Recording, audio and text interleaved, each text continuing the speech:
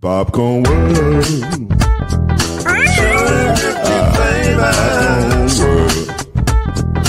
Popcorn World. Yeah.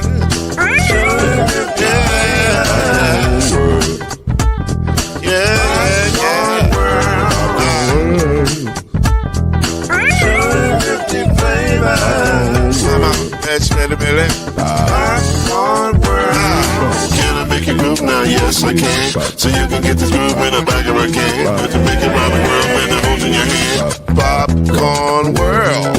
250 flavors gonna make you smile. 250 flavors gonna make you smile. 250 flavors gonna make you smile. I said popcorn make you smile. Ah. Popcorn World. Popcorn World. Popcorn World. It's a popcorn world. It's a popcorn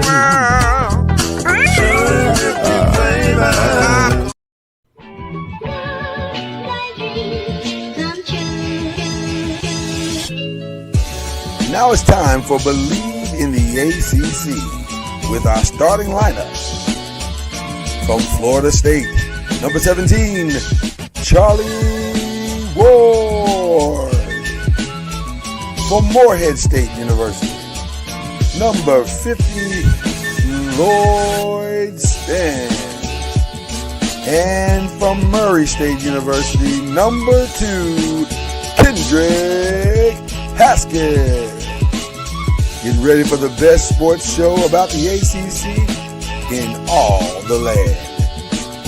Believe in the ACC starts now.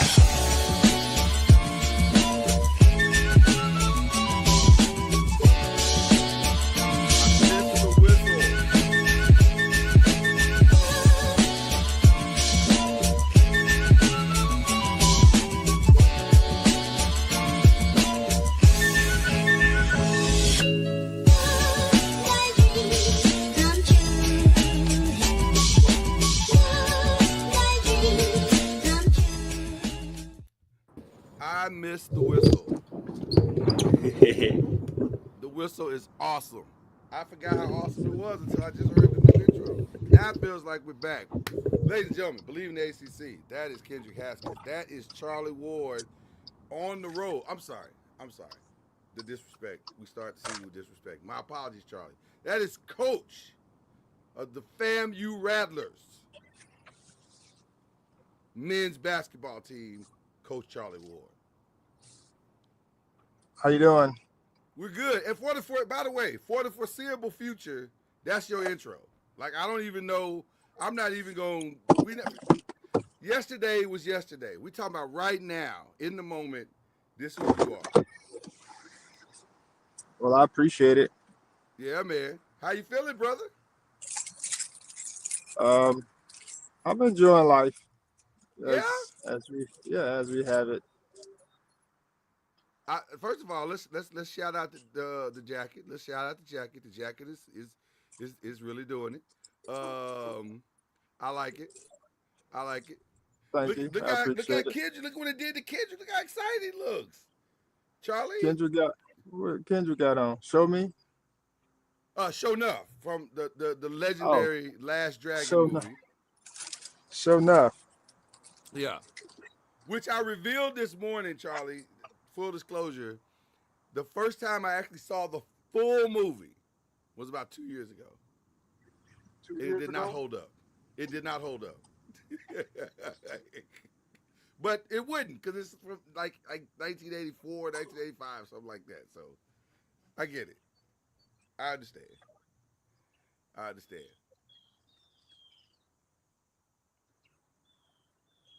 Kendrick, how are you doing? Oh, you muted, sir. You muted.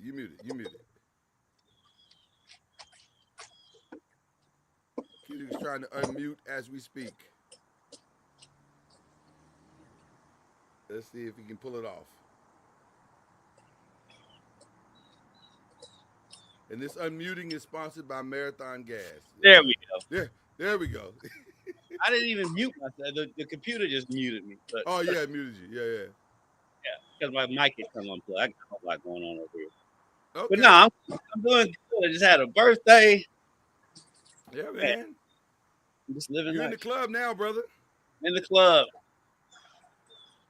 There's a group of 50-year-old men on this screen right now. Big So, 5-0. there you go. The funny thing, the other day I was meeting with my news director at the station, and we're about the same age, and he's like, "You look closer to 30 than 50 compared to me." I said that's because I shave all this. If I grew all this out, I look like Grady Wilson. So the razor is my friend. It's by design, sir. It's by design. Right. It's by design. Oh man, I am so excited. This is gonna be a phenomenal weekend. We got some ACC legends on today. Yeah, listen, we got a lot going on this show today. We got the great Chris Barclay is going to join us at the top of the hour. Obviously, we have Charlie Ward, which is a joy and a privilege. Now, full disclosure to our longtime fans, as I started this show, Charlie Ward is the head coach of the Florida A&M University men's basketball team, which comes with which comes with a certain amount of responsibility. So, if you are expected to see him week in, week out, all year long, you can change that expectation. It's probably not going to happen.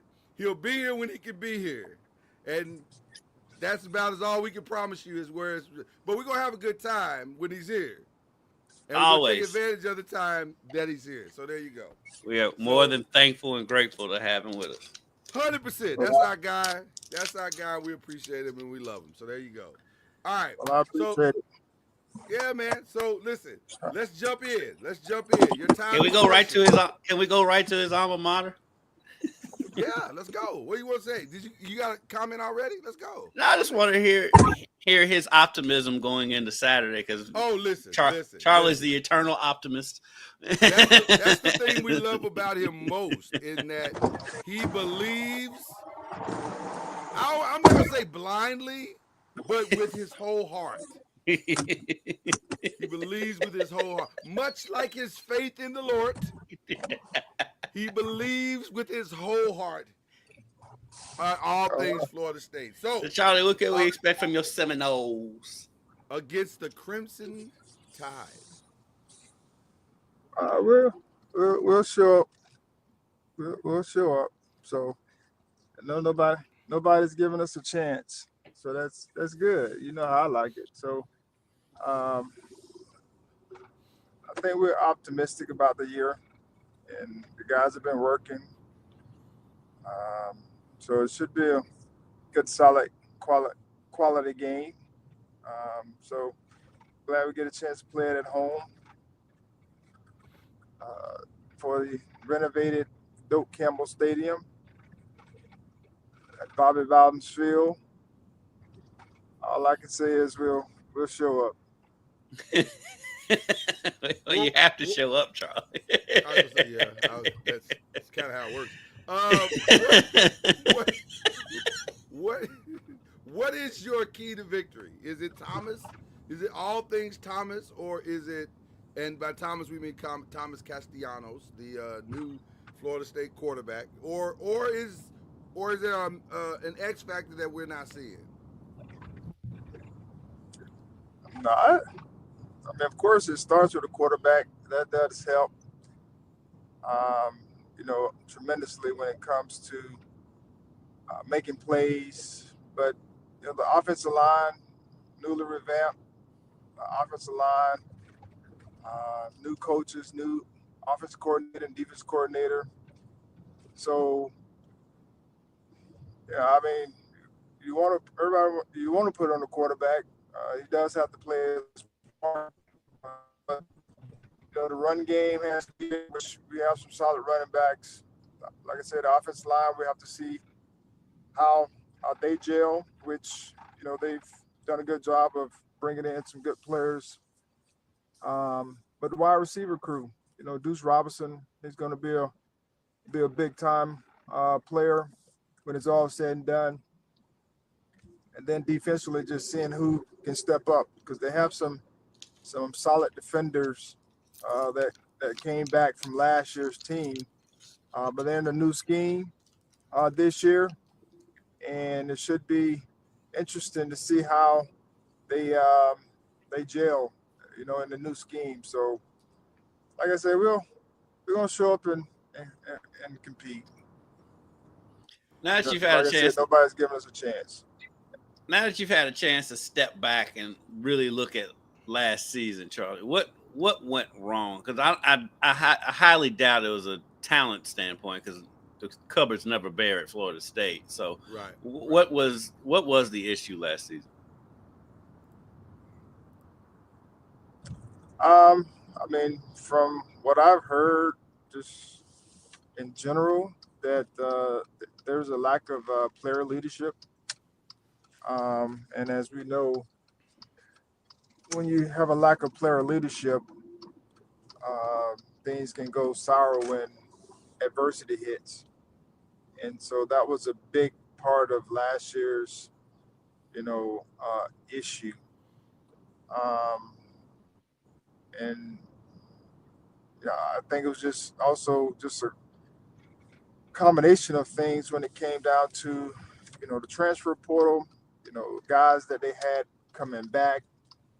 There were some guys who could have depended on either transferred or graduated, one of the two, because the year before they had a season.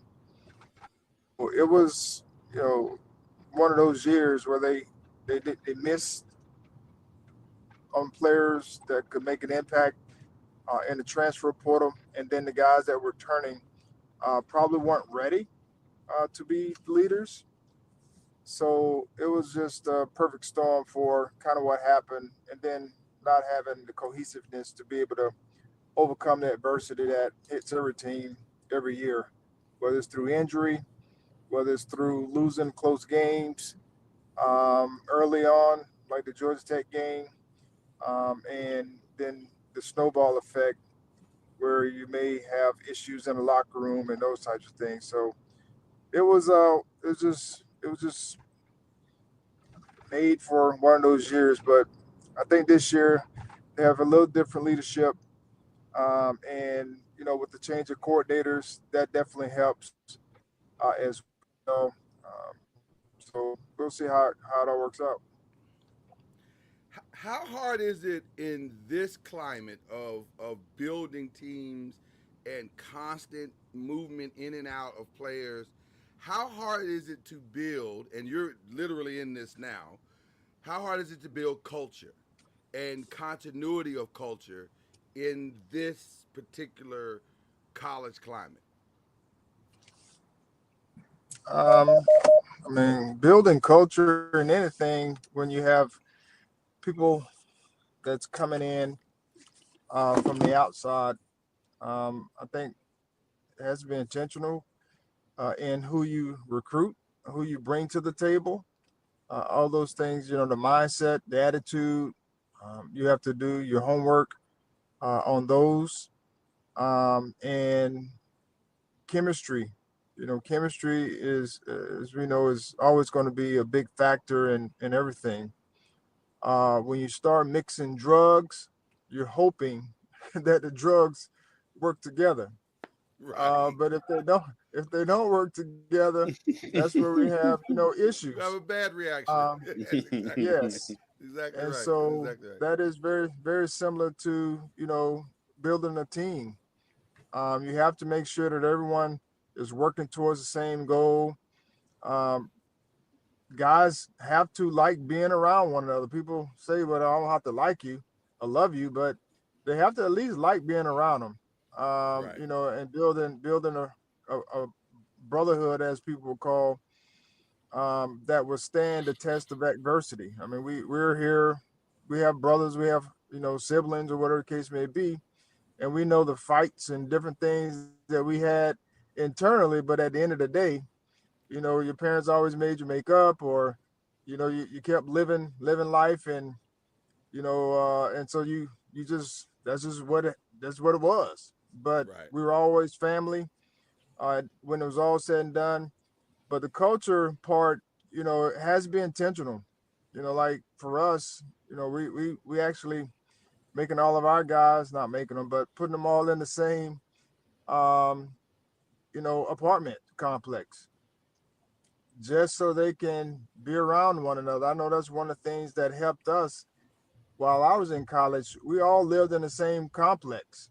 Like that was a big factor for our bonding, because we used to go over to one another's rooms and hang out. Yeah. The parents are over, they invite us to come over and eat. Just a lot of different things that in a great neighborhood, as we've all probably been a part of, especially growing up. You go over to your neighbor's house, and they don't mind you coming in, because they know you've been there, you're in the neighborhood. And if you go ask for some sugar, because you haven't been able to Some go to brown the sugar. yeah you haven't been able to run to the grocery store to get some because you need some for your meal. You don't mind going over to your neighbor's house because you know them, and they be like, all right, here you go. Mm. So it's just that type of bond that you have to build.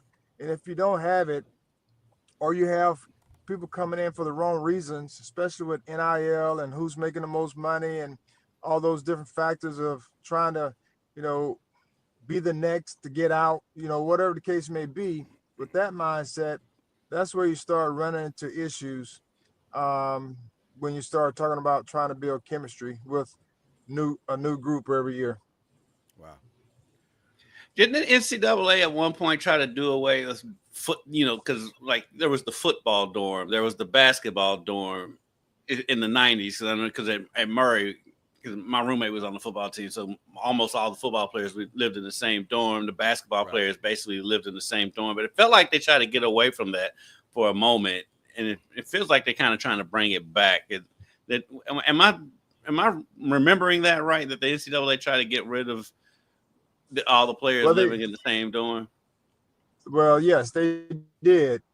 They did get rid of it at one point, and now I don't think they're bringing back, just because it used to just be football only. Like that was it. Basketball, our basketball team, they were in a certain apartment complex, but it wasn't just for basketball. They were in an entire complex, very similar, kind of what you're talking about, and what we currently have.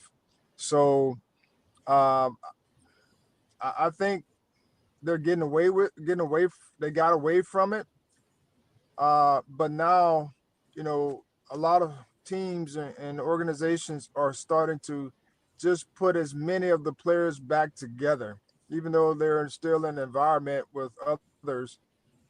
The more they're together, the better off it is, because even if they're sharing a home, like-minded individuals you want to be around, because you got the same thing to lose. If somebody acting crazy, in the house, and they're not a part of the team, they can definitely, get you in trouble. So it's just putting those guys together, creating that bond, because, when you create the bond of being a roommate, it's just like being a brother. It goes deeper, because that's one thing we're finding out with our guys is, coach went over to check on the guys, and he said there was like 7, 8 guys in the room together, just hanging out, talking, and you can see it once they get to the floor, how they've been able to create such a such a bond in a short amount of time that they've been together. And it's just that type of atmosphere that breeds it. And of course, you have to have guys that are willing and wanting to be a part of it. But whenever one of your players comes up to you and says, "Coach, I just like being here. I like this team," and so you're like, Yeah, that's good. That's what you want, because he's been a part of a couple of teams, and those teams weren't probably like this team, which is a good sign. Well, that definitely means you're headed in the right direction when your team has some. I believe in that too, Charlie. I just think we are better together, and when it feels like we're together, then it feels like we're playing for something greater than ourselves. And when that happens, then the sacrifice starts to happen. The want to starts to happen. All of those things, the little intangible things that could be the difference between wins and losses and all that stuff, that starts to kick in. So I 1,000% co-sign all of what you just said. Listen, we're in a new dynamic. So I understand what that dynamic is. So and even for time purposes today, we're going to shift the show a little bit. We're going to go right to our picks. So we do this. If you've been watching BLEAV in the ACC for the last 5 years of our existence, we do picks every year on the Thursday before the game in football. And nothing has changed. A couple of years, Charlie won. A couple of years, Kendrick won. And then, last year, I finally cracked the code. So I feel mainly you won last year. Yes, mainly because I wasn't as risky as I've been in the past. I forgot that. No, you didn't. I forgot that you won. You did not forget that at all. That was not a memorable champion. Yes, absolutely. Absolutely. No asterisk here, people. No asterisk here.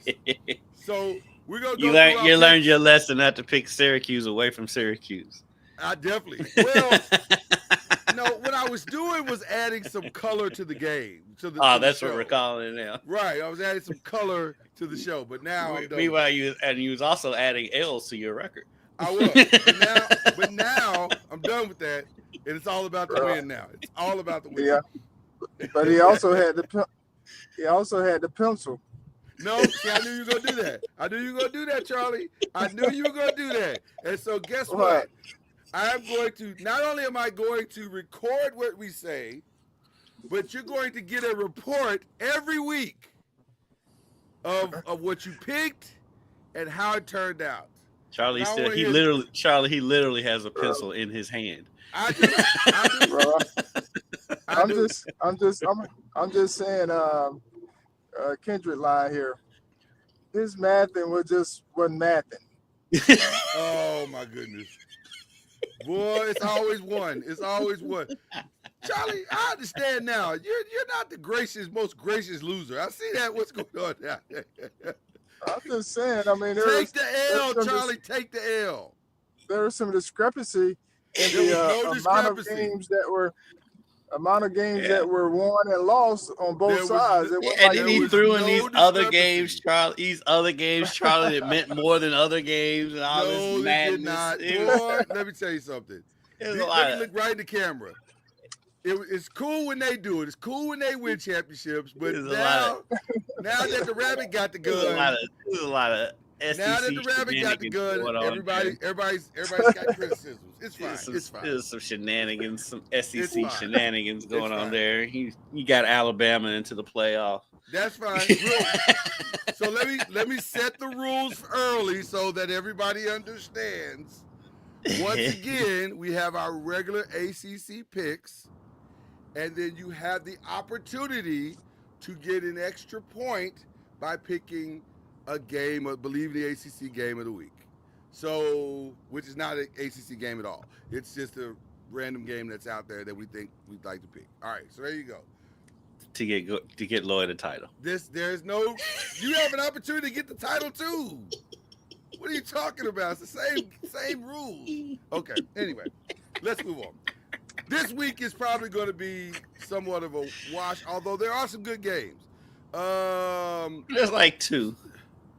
Yeah, there's a couple of good games. So I think it's going to be very chalky this week. So East Carolina at NC State, that's on tonight. That's actually tonight's game. It's the first game of I know they say this is week 2, but this feels more like week 1. So we'll It's say week 1. 1.5, 2 weeks. So there you go. East Carolina, NC State. Does anybody think East Carolina has a chance? No, Not yet. I don't.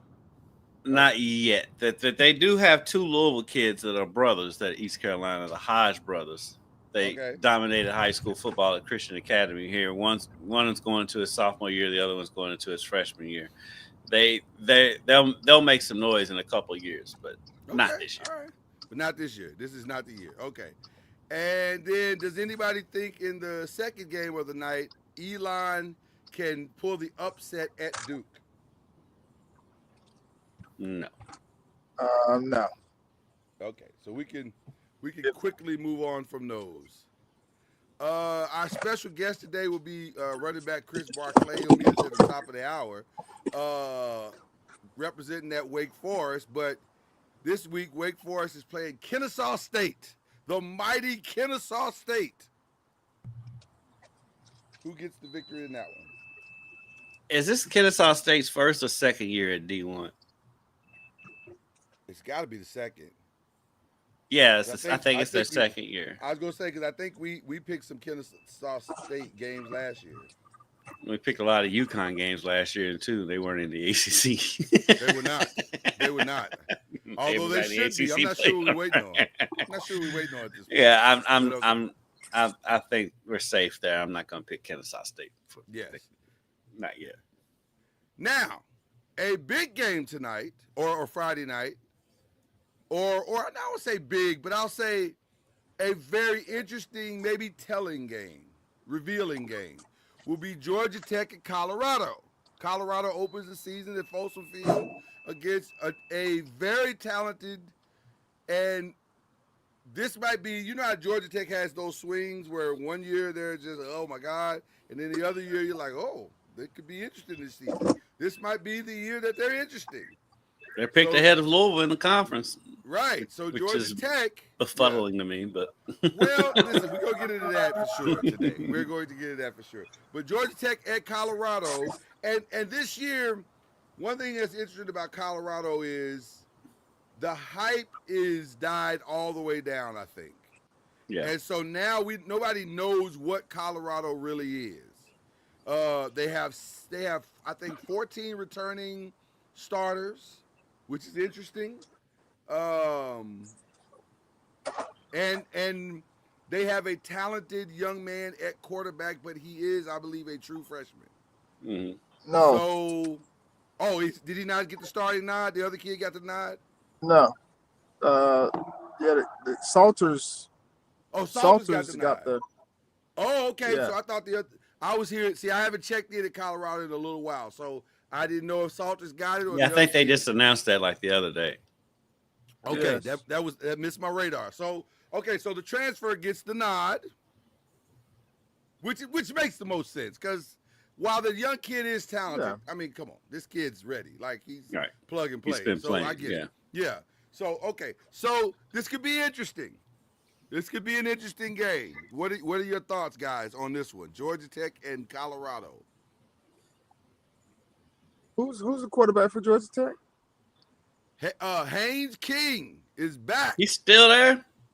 Listen, Hayes ain't going nowhere. Hey, this is his pro situation. So I'm sure they What Hayes year is probably getting. What year is he in college? Hayes got to be a fifth Last. year. He got to be Last. He got to be a fifth year. I mean, Kentucky's quarterback is a 7th year guy, so. Yeah, Hayes got to be a fifth year senior. Got to be 5th or 6th. He might be in grad chapter. He might be. It's possible. I'm going Colorado. I just think that a lot of people are probably writing them off because Shador's not there, and they had a great season last year, but I think this year they kind of flying underneath the radar. Yeah. And that'll help them get over the hump like we did. A lot of things they had going on hype and just a lot of different things they had going on that could have been distractions. Yeah. But I think this year there'll be a little bit more in the way of trying to prove people that they are who they are. Yeah. Yeah, I think some Okay. normalcy will return to Colorado. I don't think they're not going to be the it program coming into the season. I don't think Lil Wayne's going to be walking them out of the locker room or anything like that this season. It'll be a little closer to normal this year. It's not going to be the hype train around them to begin the season. Now, if they win a couple of games, then all that'll change. But for right now, I think it's going to be a little bit return to normalcy. I am going to go with Georgia Tech, though, just because of the experience at quarterback, because it's going to be hard to find a quarterback with much more experience than Haynes King. And so I'm going to go with Georgia Tech. Can Haynes King hit his target this year? Well, he'll run. That's the question. He hasn't proven that he can, but he'll run a lot, though. Well, I don't know about the hype machine dying because Randy Moss literally just spoke yesterday. So yeah, but I mean, it's not going to be the circus, I don't think, to start the season. I don't think Deion can run a program that doesn't have a circus-like atmosphere. Like that's just not how he's built. He go have his friends show up and do what they do, and plus, like Marshall Faulk is his running back coach. Like, come on, man, you can't. Warren Sapp is coaching the D line. There's no way not to have hype there. It's impossible. So I'm gonna ride with the continuity of the offensive line because I think they're gonna be better at Colorado this year. Ironically, they're probably gonna be better this year than they've been since Deion has been there. And I think that makes the difference. I'm gonna ride with Charlie on this one and go with Colorado.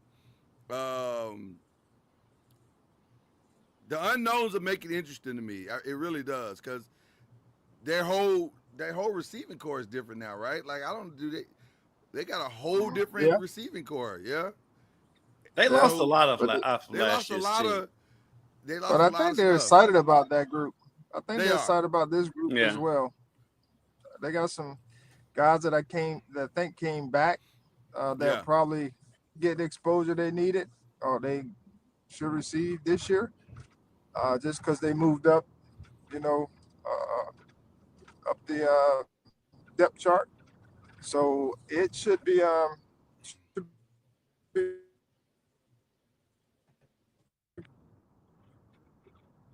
okay.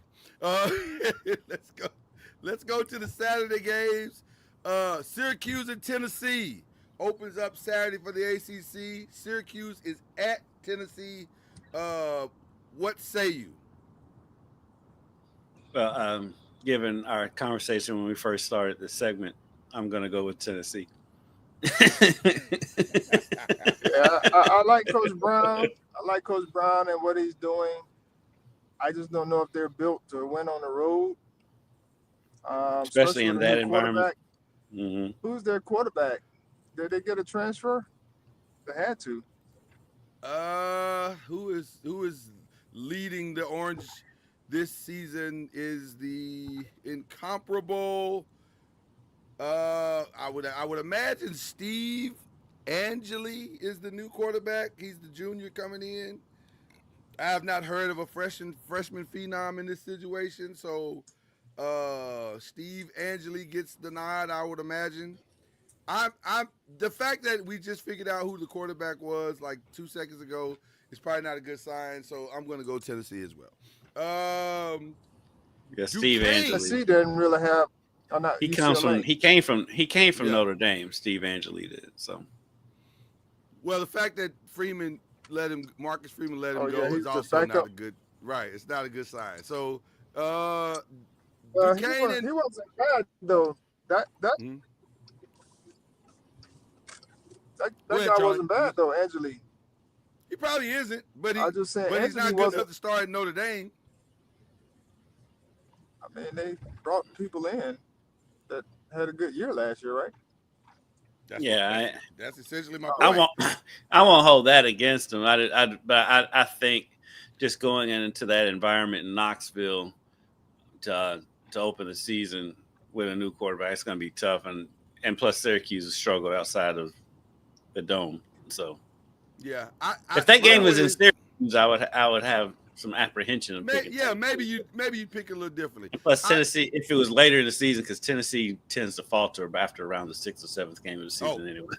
1,000%. Yeah, I just don't think you let great talent walk out the door, and if you can help it. Yeah. By the way, sometimes you can't, but you try. If you got your backup there already, you would think you keep him. Okay, Duquesne and Pittsburgh. We're gonna try to get through these. I know Carly's got to get out of here. Duquesne and Pittsburgh. Pittsburgh. Yeah, Pittsburgh. Yeah, you could just go ahead and just. Yeah, the name on the jersey kind of dictates that one. Has anyone checked on Mel Kiper? Because I'm looking at him and he's extremely red. I'm very concerned because I saw him this morning and he was so red that I was like, "Fam, you got to calm down because we don't need no episodes on TV." That feels like that's an unhealthy shade of red we got. Yeah. I don't know if that's a sunburn or he's just got to calm down, like drink more chamomile. You know what I'm saying? Like, get off the coffee and go to chamomile because your blood pressure, brother, is not. It don't feel like it's moving in the right direction. So that's just chamomile. That's just an observation. I just want to help a brother out. That's what I'm trying to do. Okay. Fordham and Boston College. Boston College. Got a lot of returning players on defense for Boston College, so they should be. They should lost their quarterback though. I mean, did they? No, they didn't lose their quarterback. That's like a subtle dig in Florida State. No, it's not. I'm just saying. They had kind of. That's how I read it. That's how I read it. That's what I'm going with. They had kind of settled that already. He left before the season. Right. If it's a loss, it's just kind of like, we're moving on. Yeah, I'll go with Boston College, even though I don't have faith in Boston College at all. Well, you can never have faith in Boston College, but this should be a winnable game. Eastern Kentucky and Louisville. I mean, we'll go with Louisville. Eastern Kentucky is good. They made the FCS playoff last season, right? And they have a running back. I don't know how much he's going to play, but a freshman running back out of Louisville Central, Cortez Stone, who was unbelievable in high school. And he ended up at Eastern Kentucky. I don't know the whole situation, but I don't know how much he'll play this year. But look out for him going forward, especially in the transfer portal, probably. But Eastern Kentucky is a good team, and back in the day, Lloyd, when we were kids, Eastern Kentucky was better than Louisville. I think Eastern Kentucky blew out Louisville one year at a couple times at Cardinal Stadium. But Roy Kidd's not walking through that door, so no. I'll go with UofL. This should be a reasonably Miller Moss's debut for Louisville. Louisville's loaded. It's so weird. I know we're going to get into it later, but it was so weird to me that Louisville was picked 5th in the ACC with all those weapons on offense. I got a lot of questions about that, but we definitely, like I said, we're going to get into that for sure a little bit later on. Coastal Carolina, Virginia.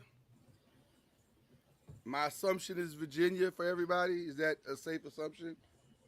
Because it's at Virginia. If it was at Coastal Carolina, I'd go with Coastal Carolina. But it's because it's at Virginia, I'll go Virginia. But I don't think this is a cakewalk, though. No. I don't think this is a cakewalk. I think Coastal Carolina is one of those. Yeah, that's one of those programs that's on the build and it's on the come up. I would not bet the 11.5. I'm not betting the 38 that Louisville's getting. Yeah, I think those are trap bets for sure. Yeah. Coastal.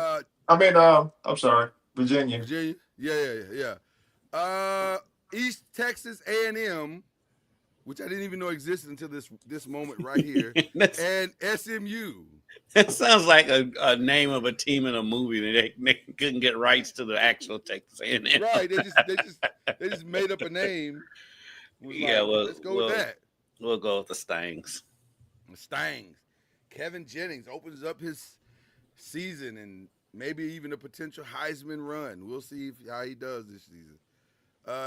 Charlie, you with SMU on that one? I'm assuming. Yes. Okay. Because we play East Texas A&M as well. Really? Yeah, we need to win. Well, you're two we's now. Is it FAMU plays them or Florida State plays them? Yeah, you got to clarify that. That's a good point. That's a FSU. great point. FSU plays them. FSU plays them. Okay.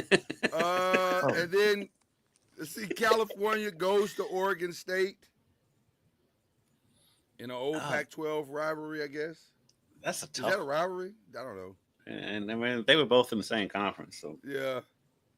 By the way, there's still a Pac-12. You guys realize that, right? is it still the Pac-2 or whatever? It's a Pac-2. It's a Pac-2, but it still exists right now. Not sure where we're going with this, but that's, I thought they added. Didn't they add? I thought they did. Nothing. Oh, I thought they added like Nevada. As far as I know, they've added nothing. It's there's two teams yet to hold on. That's the wild. So yeah, it's Oregon State and Washington State, and so the championship game has been decided already. They'll battle it out for the Pac-12 championship at some point this season. I thought they added some teams, some schools. They tried to. I don't think they've added officially anyone yet. I want to say they added. They just haven't joined because for some reason Nevada sticks out in my head that they added Nevada, but I could be wrong.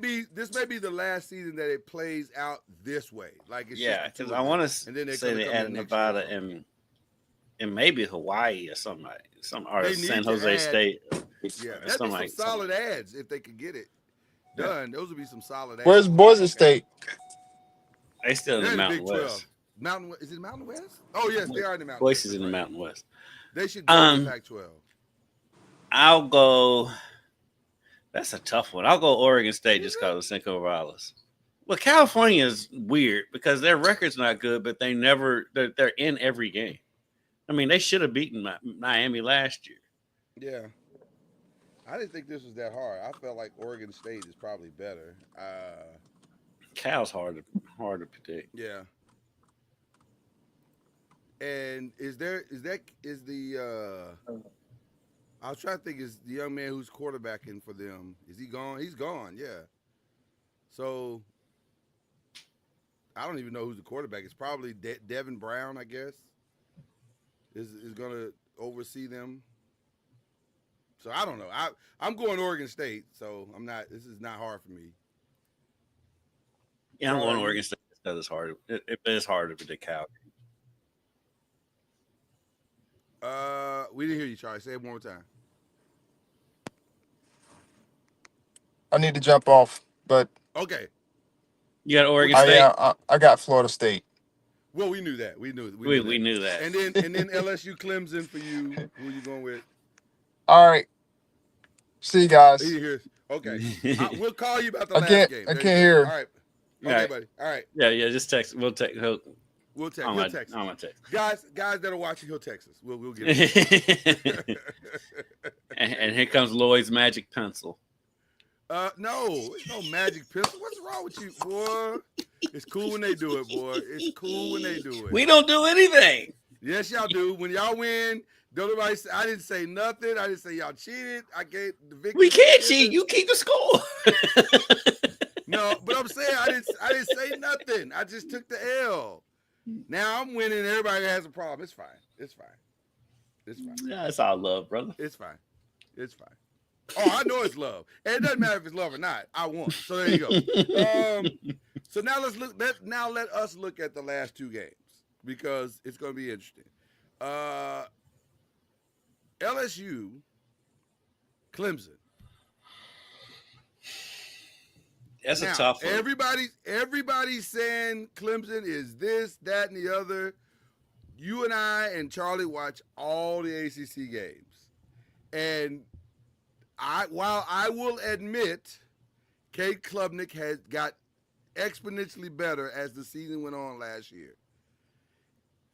But the better to me was his run game more than his passing game. Because in that game last year against Louisville, it did not look better. And so it's going to be interesting. It's going to be interesting. I'm I'm going to go Clemson in this game for two reasons. One, it's a home night game in Clemson, and the other reason is because I don't trust Brian Kelly in big games. That is the X factor right there. At what point does Brian Kelly finally get over the I can win the big one hump? Is this the year? Because I think if he doesn't do it this year, right.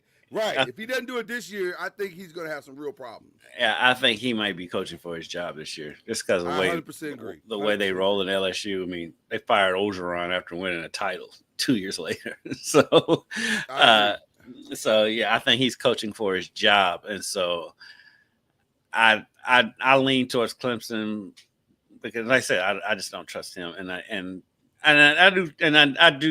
You know, I've always liked Klubnik from day one. I think there's been some factors out of his control, but Dabo finally gave in on his transfer portal stance, brought in some guys, and because I think he realized that I'm not going to be here long either if I don't change my ways, if I don't get with the times. And so I like Clemson in this spot.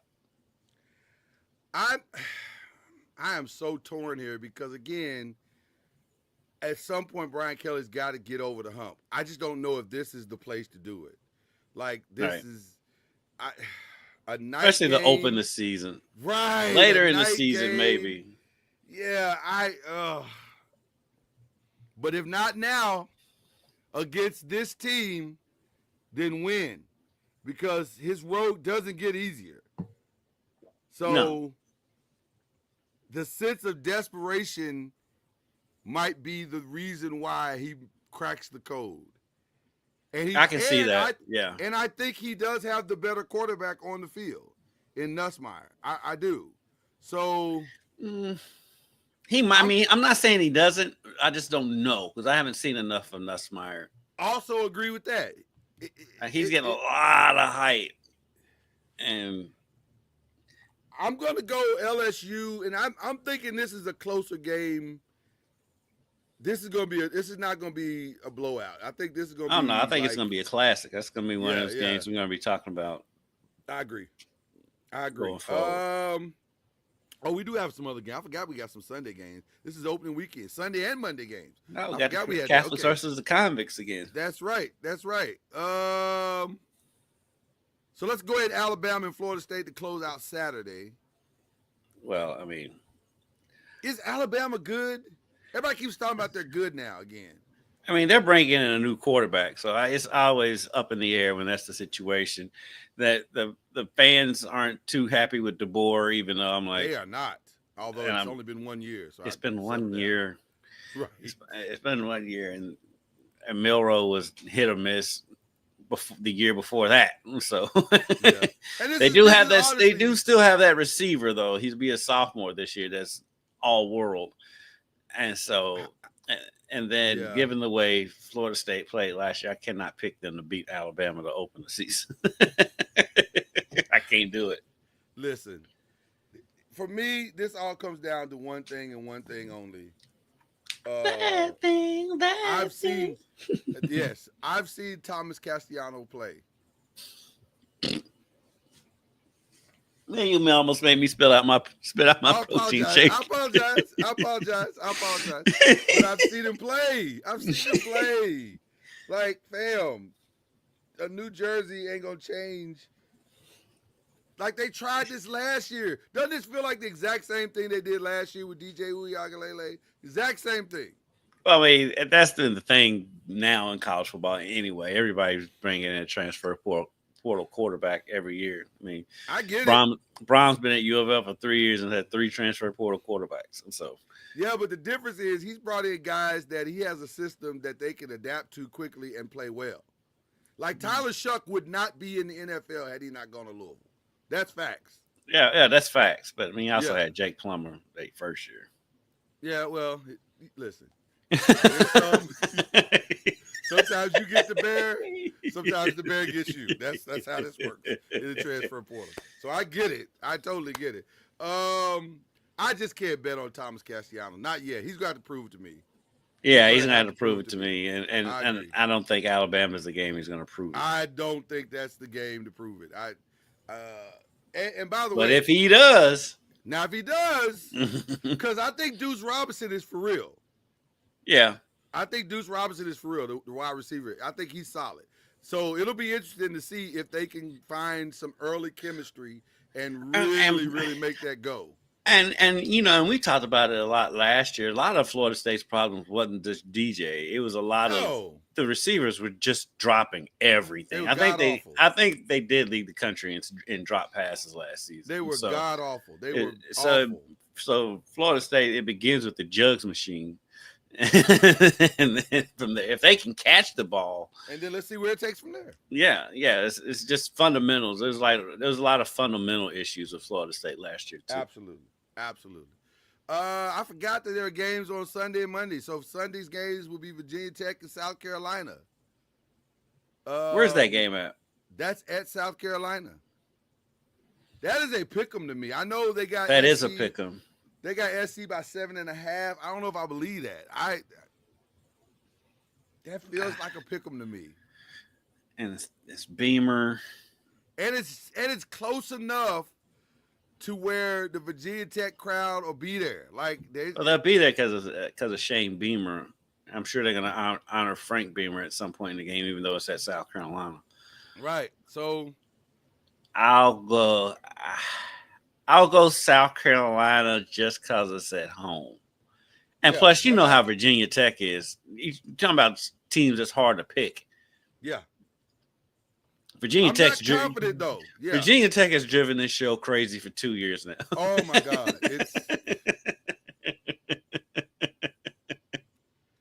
We got 3 teams for sure in our conference that every year you can count on them not doing exactly what they said they were going to do.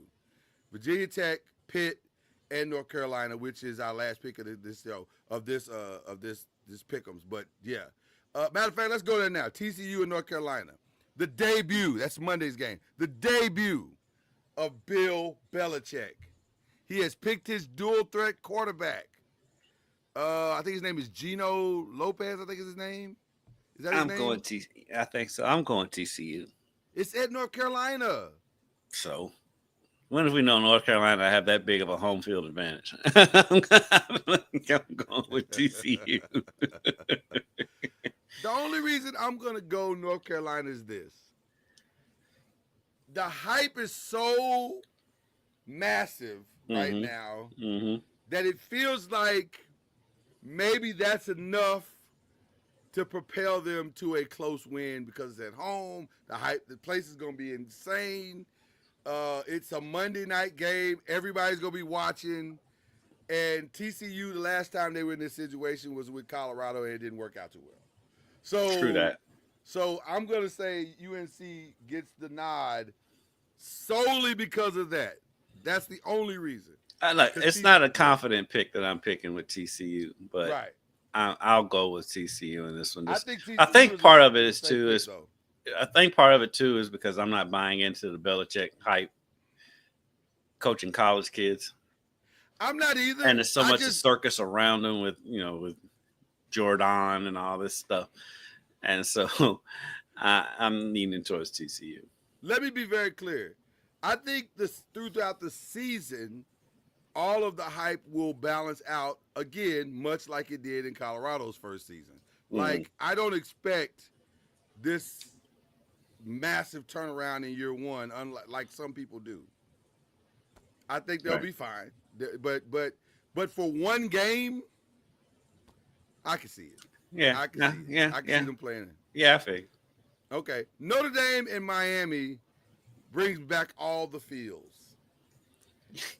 Except for the fact that Notre Dame can't grow the grass this time, though. Right. They can't grow the grass and make it hard. But the only problem with the feels is that I don't know if I believe in a number 10 Miami. First of all, I don't believe in preseason rankings. I don't believe in either one of them, to be honest. Right. Well, I believe a little bit more in Notre Dame because there's enough players that are returning that understand the formula of a national championship walk. But I just saw Carson. See, we're back to. I just saw you. I just saw Carson Beck. All due respect to Miami, at a better program with a better offensive line, and he was awful. So what makes me think that he's going to go to Miami, who does not have as good an offensive line? It's supposed to be formidable. I think their offensive line is supposed to be formidable this year. It's supposed to be better this year. So the U is back once again. The U Well, is back. that's annual. That's every August. I'm just saying. And listen, I know this one's at Miami. I get it. Is it at Miami? It's at Hard Rock. But that doesn't mean anything. I get it. but that has not been a. It's still a neutral field. Right, that hasn't been an advantage in 5 years. Yeah, it's got to be just as many Notre Dame fans there as Miami, if not more. There will be more because they'll look at it's a 3-day weekend, so they're looking at it like vacation. We get to see our Irish play. Give me Notre Dame. I just don't know if I buy the hype of Miami and Carson Beck, which, by the way, shout out to Carson Beck because he got the bag, bro. He got a bag. He got a serious bag. He got the bag. I'm torn on this one. I've been waffling back and forth on this all week because it's two teams I just don't believe in. That's going to get all the hype every year and they end up fizzling out by the end of the year. Yeah. But I do feel like Notre Dame does usually get out of the box okay.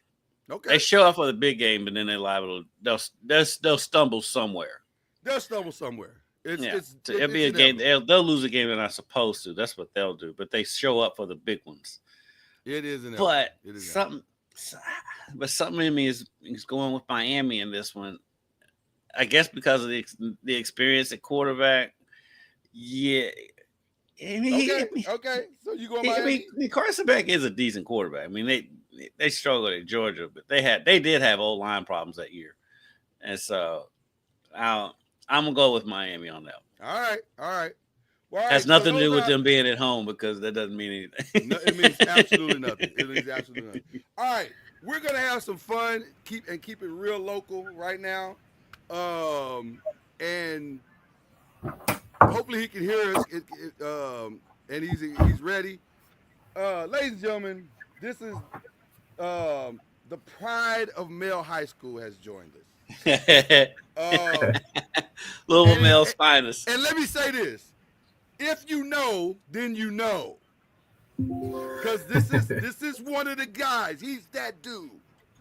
And his senior year in high school was one of the best high school football teams we've ever seen. Come on now. Some of because our fans extend out to Florida State and beyond, they don't know. But if you know, you know.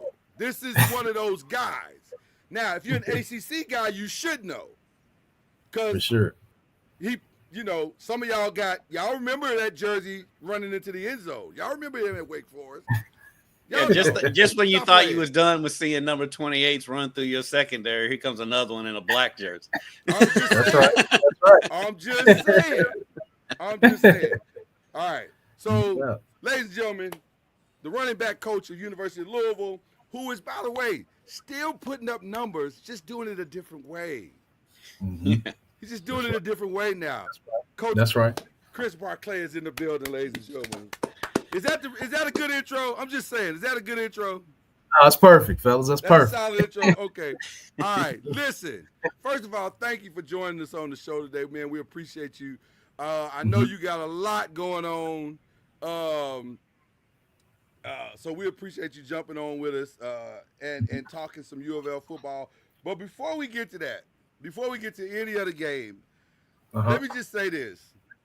The thing that I was most impressed about right now, today, August 28th, fam, you got some of the best quotables right now going in sports media. Like, I'm listening to some of these press conferences, I'm going, hey, man, oh, that's really good. Like Reverend Barclay.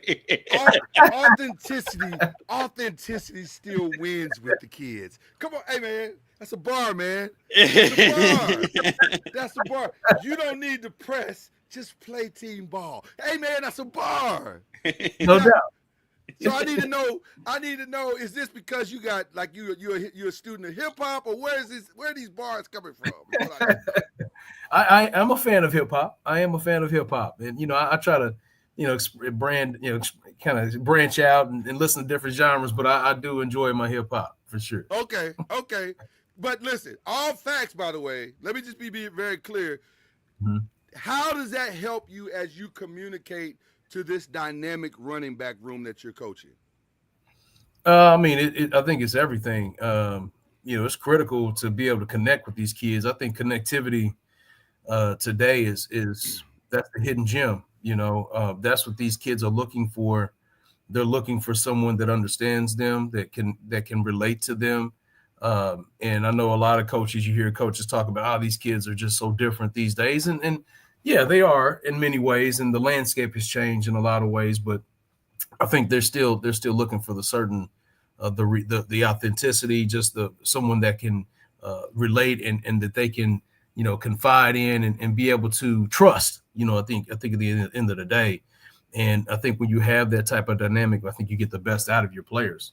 And I know I found that to be true with myself, with coaches that I knew that it was about more than just ball, that we could talk about things. And these kids, I mean, they love music. I mean, if they're not interacting with someone, they're watching a video on their phone, they've got headphones on, walking to class. I mean, they're into music. So we listen to music every position meeting. I let them. We got a big speaker in my room, and they just take turns being the DJ. Hey, such and such. Hey, Isaac, you the DJ today. Duke, you the DJ today. You know what I mean? Yeah. And so yeah. it kind of keeps them engaged. You know what I mean? So I wanted the learning process to be fun too.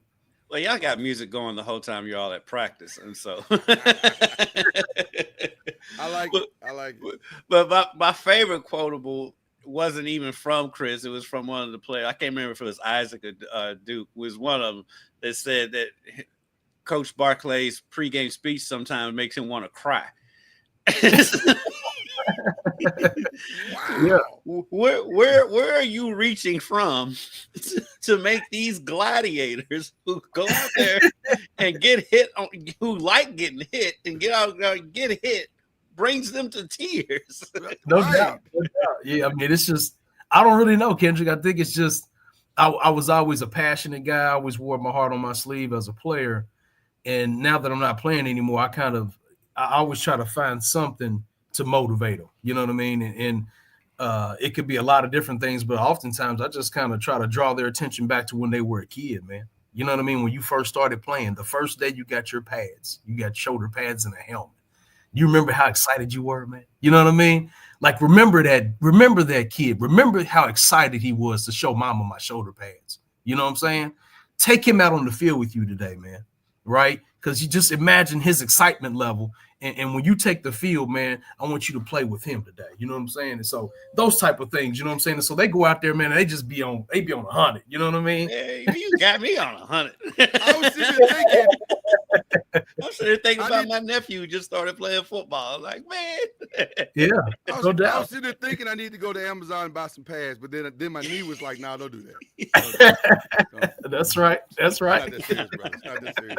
We're done with that part of your life. So, that's right. Y'all are real under the radar this season. Which is strange. It really is, because it's not. Jeff teams don't usually go this far under the radar, but this year, no one is talking about University of Louisville. Do you like that? Is it offensive? Is it great bulletin board material? What's your feelings about being underrated this season? I think the ACC for sure. Right. I mean, I think it's definitely a motivating factor. Considering what we've been able to accomplish in the 2 years that we've been here. Right. Winning 19 games in 2 years. I don't know how many ACC games, but it's been a good ride. This team is a new team. Every year is a new year, and so we have to establish who we are. So I think it can be a motivating thing. I think a lot of our kids are they're chomping at the bit to go out there and prove themselves Saturday, and try to go 1-0 and just be focused, the most focused team that we can be, and control the things that we can control. We can't control the media and what's being talked about out there. All we can control is our play. how we attack the field, and hopefully just go 1-0, and then I think we'll let the chips fall where they may. But I think this team is they're aware of the perception of us, but we're not caught up in that. We realize it's about us and our execution, and going out and just controlling the things we can control and have fun playing the game and execute one game at a time. And I think if we do those things, we know that we'll get the respect that we deserve. I asked you this at the press conference, and I ask it to you again. You've got that many, because we talk about Duke and Isaac, but you've got a loaded running back room. Mm-hmm. How do you keep all of them happy? Because they all feel like they can go for 1,000 yards. So how do you keep them happy? Because most likely they're not going to all go for 1,000 yards. Right. No, that's a good question, Kendrick. And that's something that I'm still working through, and as we progress through the preparation process, just kind of getting a feel for what guys are comfortable with. The workload. I think early on in the season, we're still trying to get in shape a little bit. We're in shape, but the first couple games are usually testers of your cardio. And so, I think that we'll have a little bit more of a rotation, early on, until we can kind of get those game legs under us. So I'll be able to get some guys involved. But at the same time, the main three guys, they understand their, kind of where they fit in the piece, in the puzzle. So those guys will be ready to rock and roll. I feel like I've got three starters, all three of those kids, between Isaac Brown, Duke Watson, and Keywan Brown. Any one of those kids can start anywhere in the ACC, in my opinion. And so I trust those three kids to get it done. And, they have different strengths. They can be utilized in different ways. But there is also versatility with each one of them, too, that gives us a comfort level as a coach that when they're in the game, any one of those kids can function and do pretty much anything that we'd ask them to do out there. So it's just be a matter of the game flow. I usually try to go with the flow, Kendrick. You know what I mean? Like I watch them, I track reps and things, so I can kind of keep an eye on the odometer, so to speak, and how many plays. My whole thing is I don't want to run my guys on the ground. That's how I was able to, get Jawar Jordan and Isaac Garindo to the league as healthy as possible. Just tracking the reps. I'm always monitoring the odometer during the game. You might see me writing down during the game. So I'm always I got a visual. Okay, now, Isaac's, got about 25 plays, probably need to get Duke involved here and kind of give Isaac a blow, that type of thing. You know what I'm saying? That type of thing. So it's kind of a flow thing and how we're going as a team. But I look forward to the opportunity of rolling them guys around in there. Kendrick, I want to keep it hip hop for Chris real quick. We're big fans of Kendrick Lamar, and your running back room, since you've been there, has come out very good kid, Mad City. Like, my God, the success that you've had since you've been there is insane. How do you fight complacency in that you build on what you've done? Because, man, you came out the gate, you got 2 back-to-back or 3 back-to-back seasons. You putting them in the NFL, my God, you're killing it right now, brother. How do you fight that? Yeah, that's a great question. It's I think one of the things I did in the off season was I put together some highlights of each of Isaac, his best plays, Duke's best plays, and Keywan's best plays, and I brought them each in individually, and we just watched. We went through it. You know what I mean? And I asked each one. I said, "Hey, man, what was the one thing you learned you felt like you didn't know going into the season? I learned this. I learned that. Okay, well." Cool. What do you feel like is the best thing that you do? What's the best thing that you do? What's the best part of your game? I do this. Okay. What's the one aspect of your game that you need to improve on? I like to ask guys to be their biggest critic. Look in the mirror.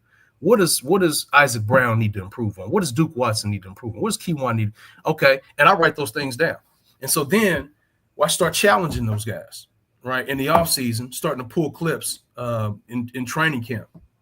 And, if you say you want to focus on these things, these are the areas where we have to be better, right? We've got to take the pride in it. We've got to be more technically sound. You said you wanted to get better in these areas. I'm holding you accountable for what you're saying, right? So, yes, we do these things well, but there's still a lot left in the tank that we can get done, right? So how do I meet them there? And that's just kind of showing them the tape and walking through it with them. You know what I mean? And so just trying to keep them always thirsty for more, thirsty for more success in just being more technically sound and growing in the game. And I tell those kids all the time, say, Isaac and Duke, this is going to be chapter 2 for you guys, man. Hopefully we see a more mature football player than we saw from you last year. You know what I mean? There's some runs and things that we left yards on the field last year because we were undisciplined. We were just running around, right? But now, hopefully we're more disciplined. We're seeing safety rotation, right? We're responding to blitzes sooner, right? All of those things, you know, so there's a lot that those kids they take pride in themselves and they want to be better and they're looking forward to it. Well, hopefully now Isaac knows the playbook this year because he said in the press conference he was just running around last year. So no doubt. That man ran around for 1,200 yards. That's crazy. That's wild. Yeah, imagine how dangerous he'll be if he knows what he's doing. Correct. It's crazy. It's crazy. You guys have an interesting schedule. In that it's kind of a slow burn. If you look at it just on paper. Yeah. A schedule like that compared to the national narrative of these two conferences are so much better than everybody else. Mm-hmm. What does UofL have to do to get into the national conversation? I mean, we just got to control the controllables. First thing first, we have to beat EKU. We got to beat EKU. I don't like to look too far down the road, and I talk about one game season all the time. EKU is number one on our schedule, and it's the most important game because it's the next game. And I think that if we just keep that one game mentality and we go out and execute the way that we know we're capable of doing, I think that we'll get the respect that we deserve, and I think the national media will begin to start to recognize what a good football team we have here. Now, it does work in our favor that we have 8 home games. That's unheard of. We've got to protect home field. Yeah. And then we've got to steal some on the road. You know, like I said, I don't want to get too far ahead, but I mean, we've got a huge matchup against SMU in Dallas. You know, that's going to be that was one that we would like to get back from last season. And then the other one is going to be huge. There's a few of them, but another one's the Miami game.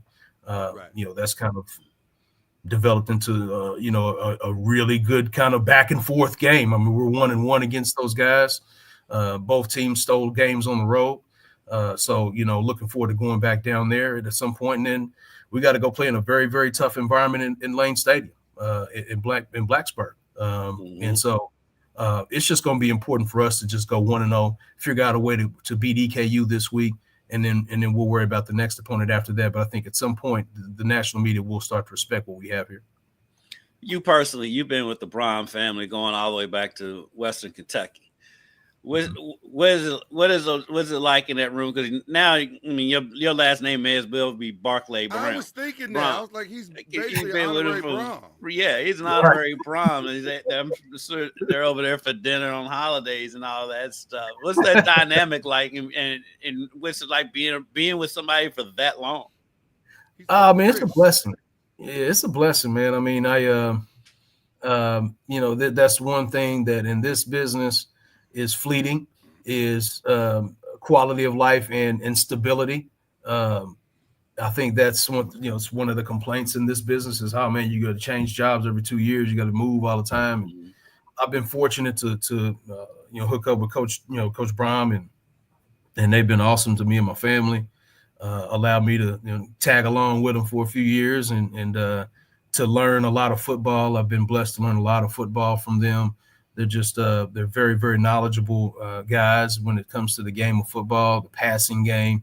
I was, early on in my career, I was kind of bullheaded. I really wanted to focus on the run game, but I found in the last few years I've been more open and receptive to, the passing game and how it coincides with the running game and how it can go hand in hand, a play action game when you have a good running game and how it can set up those big plays and shots down the field.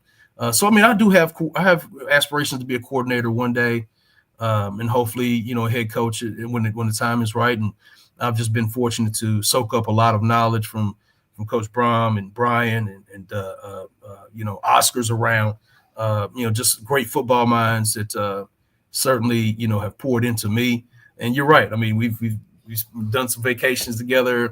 My family's, vacationed at Holiday World together. I mean, it's been quite a few memories. Even Coach Brahman and his wife and I went to a couple concerts. Went to Janet Jackson concert at the soccer stadium last year and a couple years ago. And, I mean, we've done. It's been a really, really unique relationship. And you're right. I mean, just like any siblings, we get into our spats and stuff like that. I mean, I guess you're around people a long time, but I think they have a good feel for me and my personality, and I know how he sees the game and how he wants to play and stuff. So it's a really good. It's been a good working relationship. Of course, Brady runs the show. Oh yeah, Brady. His evolution has been interesting. It's been cool because I remember when he was just a little kid on the side, just seeing him grow and mature, and now he's working with us and things, and that's been really cool to see. I'm going to ask you a question that you probably don't get asked a lot, but when I see another girl dad, I have to ask him this question. What is it like balancing your career and being a girl dad? Yeah, that's really tough. I mean, last night, my oldest FaceTimed me when we were, finishing up watching the film after practice, and she just wanted to say, "I just want to see your face, Daddy. Just want to say hello." And so it can be challenging during the season because of the long hours and things. But right. I always they keep me grounded. They put a smile on my face all the time.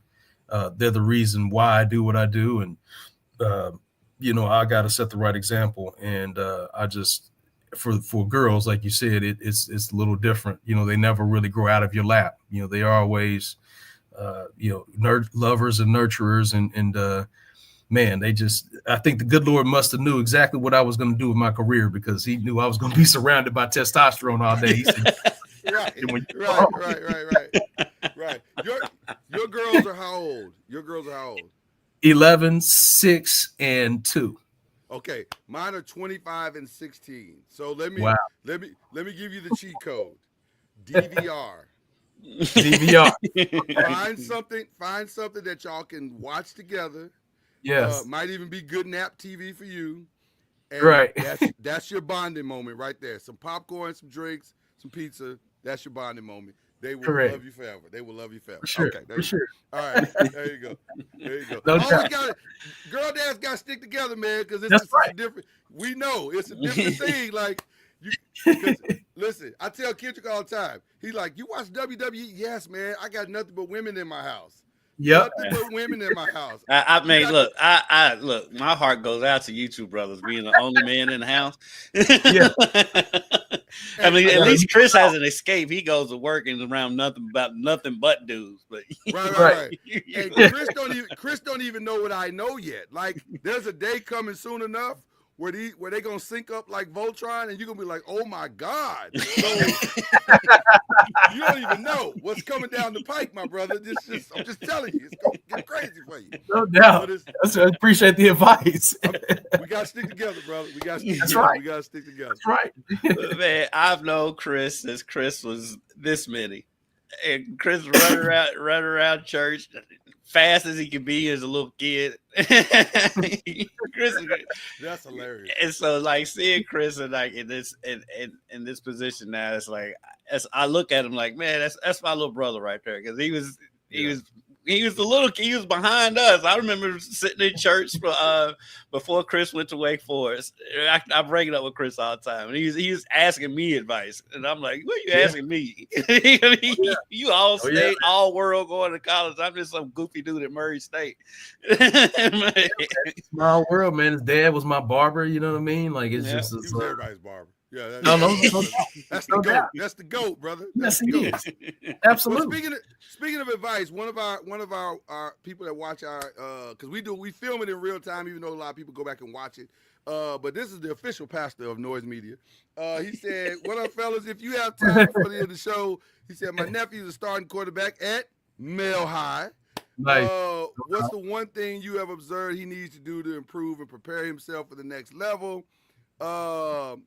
And then he threw out. I think Pastor Cord is angling here, like he might be trying to put a recruitment thing. There's no gambling, but Right, just right. threw out two SEC teams are looking at him. Okay, I see what you did there, Pastor. Okay. Yeah. But what would you tell him to do to prepare? What's the best preparation? I'm sure strategy? Chris has seen him. He's a nice size kid. He's got good size on him. Yeah, I'll be honest, Kendrick. I didn't watch the game last week. It was Butler, I understand. I gotta watch. I saw they kind of jumped on Butler. I tuned in and it was like 48-0. Yeah, because Butler is. Yeah. But ain't Butler no more. Butler's not any good. Hey, look, man. My homeboy is the head coach, Gary Wheeler. We went to Murray together. He's good as gold. He'll turn it around, but he's got a lot to turn around. But not this year. It might be a little while. But I mean, I need to watch the young man. But I think with quarterbacks, it's always gonna come down to, is he a good decision maker? Does he protect the football? Does he make others around him better? The leadership skills, so you want to get into school, talk to administrators, talk to the head coach, talk to his teammates. What do you think of him? But the accuracy is going to always be, I think, the number one thing. The mobility, that's a plus, in today's game. I mean, all these quarterbacks have some mobility, but it's just going to be, is he accurate with the football? Does he give his receivers a chance to have success? And does he understand levels of the defense? Can he read coverages? Those things are going to be critical to decision-making process. So, I think, the young man, like I said, I don't want to speak too much. I'm not overly familiar, but and you really can't. Right. I would say, in general, quarterbacks need to really focus on those things. The footwork and all this stuff can be corrected in college, but the delivery, the accuracy, the decision making. Mm-hmm. Well, since we are talking about quarterbacks, you guys are breaking in a new one. Yes. How do you do that and build on what has taken place? Because it feels like Louisville the past couple of years has been plays away from the season they wanted, as opposed to games away. Like a play here, a play there, and all of a sudden you're talking about a different national conversation. How do you crack that code to where the consistency is there all season long? Yeah, I mean, that's a great analogy, or great analysis. I think, just really diving into the game plan, visiting with our guys. I mean, we're excited about Miller. I mean, he's an experienced veteran quarterback. He can deliver to all three levels of the field, and he's smart. He's a smart kid, and so he can digest and process information. He can get us into a better call if that presents itself. I think he and the O-line have a really good chemistry, and he and the center, as far as the protections are concerned, if we need to flip protections and things like that to pick up possible pressures, they've got a really good connection in that regard. But you're right. I mean, it's just a matter of taking care of the ball. I think we've got to make sure we do that, and then make the throws when it's time to make the throws. I mean, the quarterback, it's 11 on 11, and sometimes that means that we can pick up the majority of the blitzers, but there might be an extra guy, and that's your guy. You need to still be able to stand in the quarterback or stand in the pocket and deliver the football, knowing you're going to get hit, and to deliver an accurate football, right? So that we have a chance to get a first down and possibly get in the end zone. There's always one-on-ones, just like the running back has to win his one-on-one matchups. The quarterback has to win his one-on-one matchups as well. And, I think we do a good job of coaching the quarterback up and having him understand his reads and progressions on each play.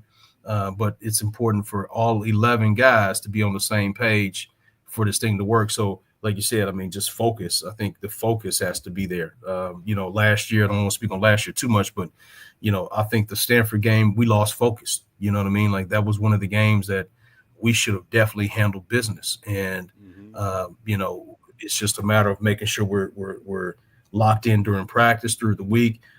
Players and coaches, we all need to be dialed in, because as coaches, we've got to put our kids in position to be successful, and our kids need to go out and execute the calls.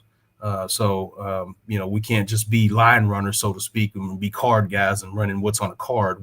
Sometimes you might have a hitch that needs to convert if you're getting coverage inside of 5 yards and things like that. So the adjustments all those nuances of the game. We really, it's just as a program, I think we're doing a good job so far. We'll see how we come along on Saturday, but as we kind of journey through the season, it's just going to be important for us to make sure we stay focused and locked in on the nuances and the details of the game. Ask you about a guy that Rocco brought into the press conference on Monday. That he's not in your room, but he's an interesting guy. And I knowing you, I know how you are. You've probably taken to him Wesley Bailey, the kid that transferred in from Rutgers. He is a passionate guy. I was really impressed by him in the press conference the other day, and I know he's got to be a guy that's somebody you can vibe with because y'all about on that same level, passion and all that goes. Yeah. Now Wes is awesome. He's a real sharp kid. I believe he's a Canadian kid. Yeah, he's from Toronto. Okay. Yeah. We've got a couple. We've got him and Renee Conga, also from Canada, and I was just spending a little time the last week of training camp talking with Wesley, and sharp kid, man, bright eye kid, look you in the eye, very mannerly, and he's passionate, and he's going to be a really good football player. He bends, he can really rush the passer. He's strong. I mean, he looks like something out of a comic book. I mean, he just like put together, you know what I mean? Yeah. And so we're excited about him and just his opportunity. And I know he's looking to kind of right the ship and really make his name, on a national scale here. He's got an opportunity here, I think, with our D-line. I think our D-line coach does a really good job. We've been fortunate to have really good D-line play. We mix it up. We run games. We stunt and get to the quarterback. And, they've got a lot of depth up there. And Wesley is one we're really excited about unleashing him this year and just watching him go get after the quarterback. It helps when your D-line coach is a crazy person. Yes. He's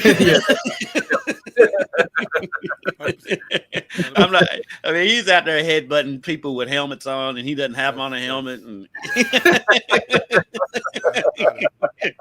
he's passionate. He's definitely a passionate guy. I never understood that. That's why he's crazy. I hooped. I don't get that at all.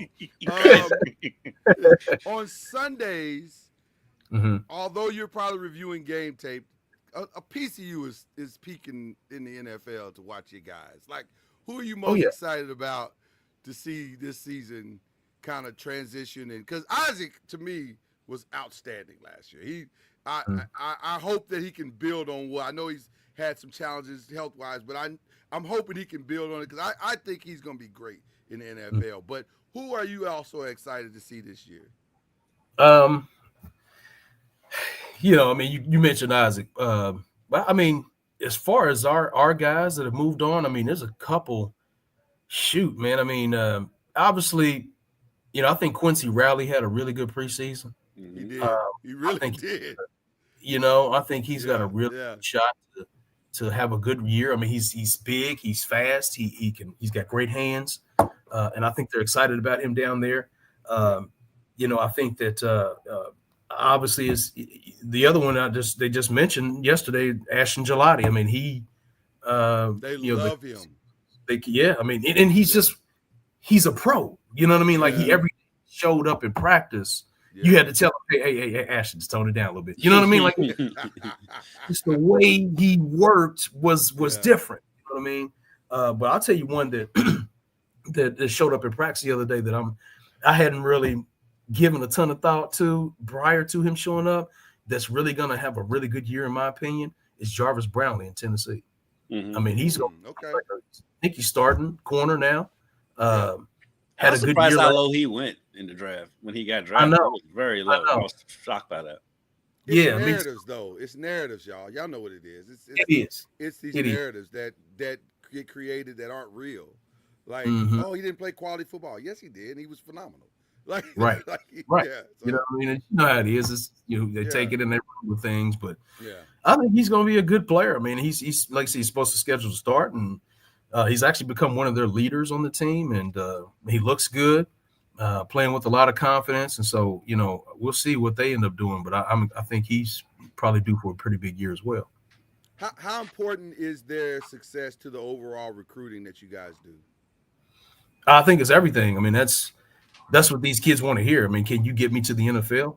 I mean, and if you have evidence of that, if you got empirical evidence of that, hey, Jawad Jordan sat in this room and he heard the same coaching points that you're hearing. Isaac Garindo sat in this room and he heard the same coaching points that you're hearing. All right. That matters with those kids. I mean, immediately you get their undivided attention. Because ultimately all these kids want to go to the NFL. I mean, it's just, not all of them, but the majority of them. And so that's if you have that evidence at the school that you're at. I mean, it's hard when you're trying to pull from 7-8 years ago with a different program and things like that. And these kids are in middle school. That's different. But when you have evidence within the last 3 or 4 years since they've been in high school at that school, that matters because that shows that there's a pathway for me to make my dreams come true. As long as I go and allow myself to be coached by this guy, he's shown that he can do it and put guys there. So that's everything, man. And so hopefully we hope that all those kids that just got drafted and the ones that got drafted the year before, and even the ones that are on that signed undrafted deals, that they go out and they play well, man, and continue to make Louisville look great out there. Y'all got so many Friday games this year. Mm-hmm. I mean, how different is it when you have one less day to prepare for these games, especially because y'all's two biggest games on the schedule, Miami and Clemson, are both Friday night games, and then of course y'all play next Friday too. How difficult is that to plan around when you have one less day of preparation? Yeah, it can be challenging. It definitely can be challenging because it speeds up your preparation process. So normally a Sunday would be more of a review, correct mistakes type of situation from the game. And you will do some of that, but then it also has to progress into, hey, we've got to start taking a look at the next opponent now. You know what I mean? Like we've got to have a session where we might need some scout team guys to come over and start giving us the looks that the next opponent's going to give us so we can get a jump start on this thing because, I mean, Sunday becomes Monday, Monday becomes Tuesday, Tuesday becomes Wednesday, so on and so forth. So the shortened and condensed week, you just got to really make sure you lock in on the preparation and do your thing, do your film study so that you can be locked in for that game. But you're right. I mean, it's gonna be interesting with as many Friday games as we have this year. But there's also benefit on the back end too. If you play a Saturday game after that, you get an additional day to prepare for that opponent. So we're just excited to navigate the schedule and find out more about ourselves as we go through the season. I am deeply fascinated to watch this team this year because I think the national narrative is going to dramatically change relatively quickly. I just got a sneaking suspicion that it's going to be like, wait a minute, these guys might be for real. And all of a sudden, the irony is there's a very strong similarity to the basketball season of last year to what I think is going to happen this year with the football team in that Louisville was on nobody's radar at the beginning of the season last year, and now all of a sudden they were a contender last year. And I think the same thing is going to happen with the football team this year. And I think the Friday night games are going to help. No question. You get the stage to yourself. You get the stage That's to right. yourself. So that'll be that interesting. helps. Oh yeah, that definitely helps with recruiting for sure. The visibility aspect. It kind of hurts your attendance because those kids are playing at the same time in high school. Right. Drives us local sportscasters crazy with Friday night football shows. Absolutely. I bet. It's a nightmare every Friday. Right. It's a nightmare. It's crazy. But I do like that. I do like your comparison right there, though. It was fun to watch the basketball team last year, man. I'm a huge fan of Pat Kelsey. The first time I met him, he came to one of our spring practices last year when he just got hired. And I walked up to him and introduced myself. He said, wait a minute. He said, say your name one more time. And I said, Chris Barclay. He said, hey, running back, Wake Forest University. That's wild. I said, well, how'd you know that? He said, Chris, you won't believe this. He said, I was an assistant coach on Wake Forest's staff for Skip Prosser, the late Skip Prosser, when Chris Paul played there. He said, and so we would come to your games all the time, and you were a hell of a player. You know what I mean? And I was like, wow. So ever since then, I mean, I've been rocking with him. You know what I mean? Can't help it. We just got a different vibe right there. You know what I mean? That's and so what's up. That's what's up. Yeah. Listen, man, we know you got like things to do. I mean, right. it's not like you don't have anything to do. But we appreciate you coming through and just spending a little time with. And you are welcome to come back all season long. We would love to have you and check in with you. Like I said, we believe in big things. I think you guys are the best kept secret in the ACC right now. But I don't think the secret's gonna be last that long. So no enjoy doubt it while you can. Yes, sir. I appreciate you guys. Yeah, we gotta get you and Dion on at the same time because that would be Comedy Central. Oh, no question. How is Dion adjusted? How is Dion adjusted? Phenomenal. I mean, it's just been awesome to have that expertise in the room. I mean, to have a Super Bowl MVP that played at such a high level and played the receiver position, just the nuances that Chris Bell and Colin Lacey and these guys, Trayshawn Hurry, these guys are benefiting from. It's just been awesome to watch. It's crazy. Plus, he's so humble. And he's so humble. He's so humble. He is. You would never know Dion was a Super Bowl MVP if you didn't already know before. Right. Right. Dion is just Dion. Like, he's just good people. Yeah, he's the best. Just good people. Yeah. Well, thank you, Chris, for coming through, man. Thank you, brother. No, appreciate you. Looking forward to seeing the debut. It's 3 o'clock. 3 o'clock. 3 o'clock on Saturday. And it should be a good one. Tell Larry, Miss Gladys, we said hello. already know.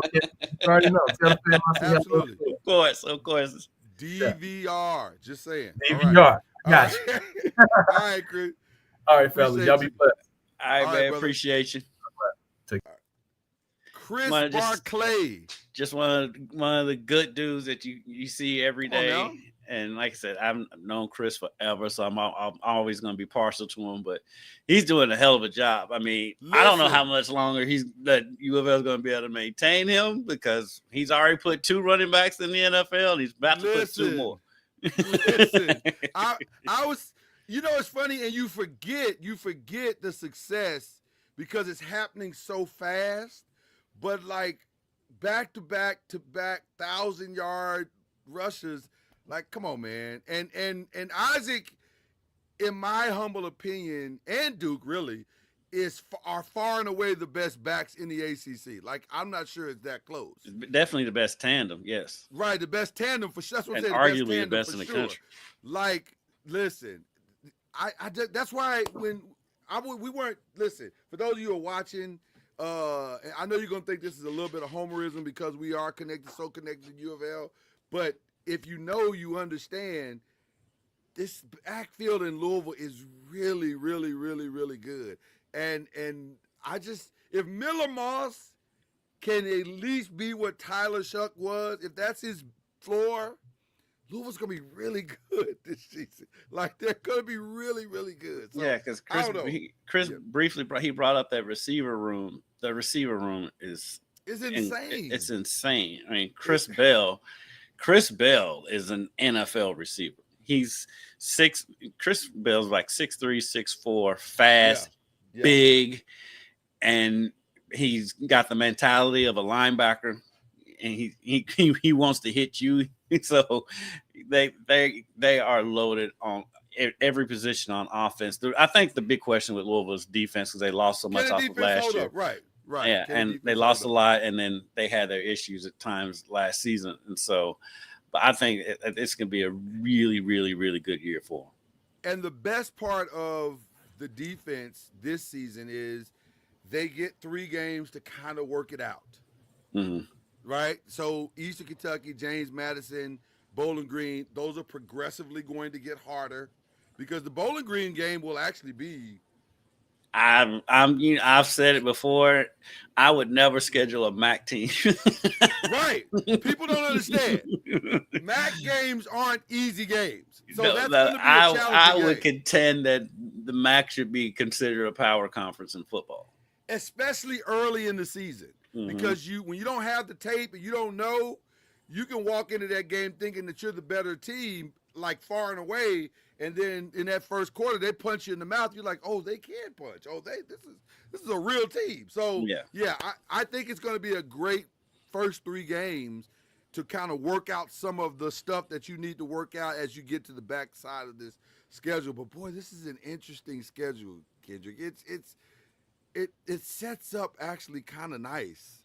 if they the Louisville got handles it well. They've got some games that you look at and you're like, okay, that's gonna be a tough one. Like at Virginia Tech's gonna be tough. Yes, especially if it's at night. If it's a night game in Blacksburg, look out because anything can happen. At Pittsburgh is tough because it's Pittsburgh. It's Pittsburgh, and then I meant to ask Chris, and I forgot to ask him when he was on, but there's always that one head scratcher. He brought up Stanford. Stanford was the head scratcher last year. Pittsburgh was the head scratcher the year before that. How do we get the head scratcher this year? Yeah. How do we get past the head scratching games? And then here's another one. And I know they got them at home, but because they're just a weird team. Boston College is a weird team.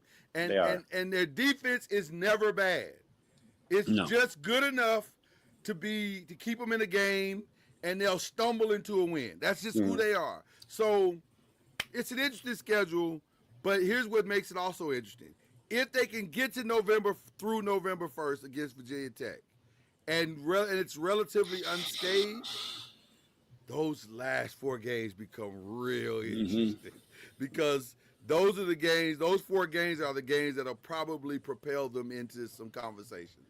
And I'm telling you, I'm very curious about this team, more so maybe than any other team in the country, because it just they got a lot of talent on this team. Well, it's weird too because they say they were picked 5th in the conference. They weren't picked to be ranked. They're not ranked, but there's plenty of analysts that have them being a dark horse to make the college football playoffs, and everyone is picking them to win at least 9 games this season. I'm like, well, how are you picked 5th in the conference? That's what didn't match up to me either.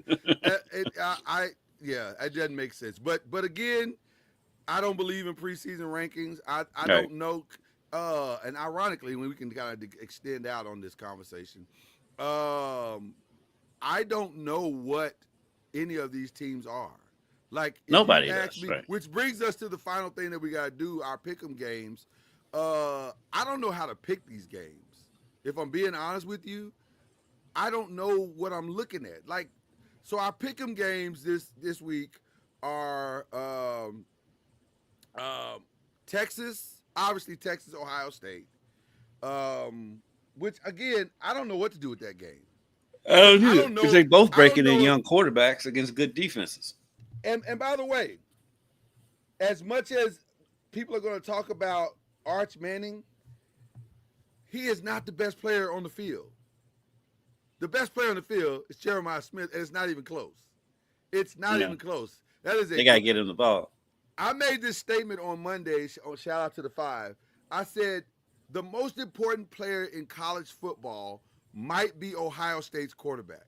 Because if he could just get the ball in the vicinity of Jeremiah Smith, they could probably go to the national championship.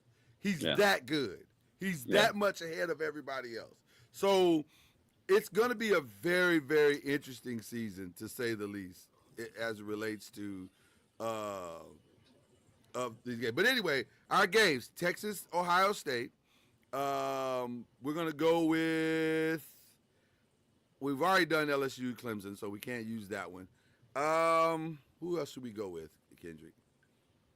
I think all the other marquee games are ACC games, so we've already picked them, like Miami, Notre Dame, TCU, Carolina. Let's see here. We normally pick games that are away from, let's see. There's really not a lot of. Mostly everybody is kind of playing it safe. It's very few teams that are taking the risk this week. Penn State, Nevada is not. I can't imagine that's going to be a hard game. But what's your thoughts on Drew Allard? He's so hit or miss. I have the same feeling. To me, their whole national championship run hedges on his ability to correct all of the stuff that he's bad at. His biggest problem is consistency, because he can look. I mean, and his consistency goes like between drives. Yeah. So, which goes right. It's literally that. It's like this drive he was outstanding. This next drive he threw a pick. Like it's or he had a fumble. But Mel Kiper seems to love him. I don't understand that, but he loves him. He's like deeply in love with the kid. So I don't know. Well, a sidebar, if you get a chance, just look up at what Cam Newton is wearing today on First Take. Oh God! By the way, Cam Newton is the replacement. I think. Yeah. They announced that he's the replacement. Pretty much for Shannon. And I think it's a good replacement. Because as crazy as Cam dresses, I do like Cam. I love Cam. I'm a Cam guy because he's funny but he's insightful. He's very insightful. He's insightful. He is hilarious. He is funny. Yeah, he's hilarious. I'm a Cam guy. Oh wow, that's wow.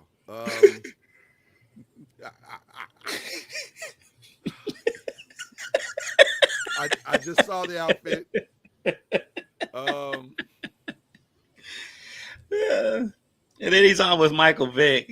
Michael Vick is just out there in his Norfolk State clothes. Cam is the dude in high school that used to wear a suit to school, and everybody's going like, "Why are you doing that? Like you're 17. Like why are you wearing a suit?" But it wouldn't be just like a regular suit. It'd be something crazy. It's not a regular suit. It's like he's like wearing Easter suits. Right. In January. Loud Easter suits in January. He's different, but you gotta love him. So I don't know. I'm really torn with this week's game. So I guess we're gonna go. We'll go Texas, Ohio State. We'll go. I'm going to go. Utah, I think I'm going to go UCLA. Texas. I think I'm going to go Texas in that Texas Ohio State game. Okay. There's no really other great game, honestly. Utah, UCLA could be interesting. And UCLA has Tennessee's former quarterback. Right. And then maybe the last one to pick from, I don't know. This is so hard this time. I almost want to wait till next week to do it. We can. Yeah, let's wait till next week because I don't want to waste it. I like when we got real. Because there's like big, like I said, the big games this week. Surprisingly, the ACC isn't all of them. Yeah. Ironically. So everybody's for the most part, everybody's playing it safe with the exception of Clemson and Miami. They've decided to jump into the deep waters right off the top. Which I applaud. That did not work out. Well, it worked out for both of them last year, so maybe it'll work out again this year. We'll see how it goes. But okay, is there any other stories that I'm missing that we need to discuss before we get out of here? We don't. Is your guy gonna play or what? What is he doing? Like, is he gonna play? Are they gonna sign him? Are they gonna trade him? They're not gonna trade him. But of course, we're talking about Micah Parsons. He'll end up playing. It's just stupid. It is stupid. It is very stupid. I can see a scenario though, similar to the Trey Hendrickson situation.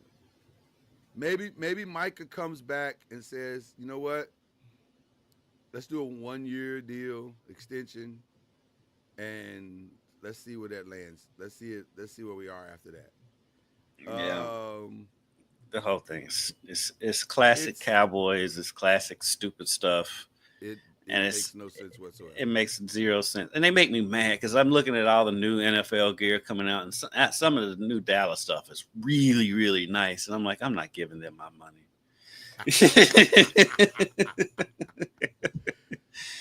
Not till the stupidity stops. Yeah, no, I will say this. The Giants made me. I have not bought a new Giants anything in 10 years, and this preseason made me, as you can see. I was gonna say, you have on a new hat. Yeah, and it looks like a new hoodie, hat, new sweater. Yeah. I invested. It was a nice preseason. It's been a nice offseason for the Giants. I'll leave it. I have no other. For those of you who are waiting, if you've been watching the 5, you know, I have no other commentary based on other than that. It's been a nice offseason, and that's we'll see where it goes from here. We'll see where it goes from here. I mean, before the show, I actually complimented your Giants. Yeah. They're starting to look like a franchise again, which is nice. Yeah, and they look like a team with a actual direction. Yes. That's pointed towards winning, unlike my team, whose direction is just pointed towards attention. Yeah.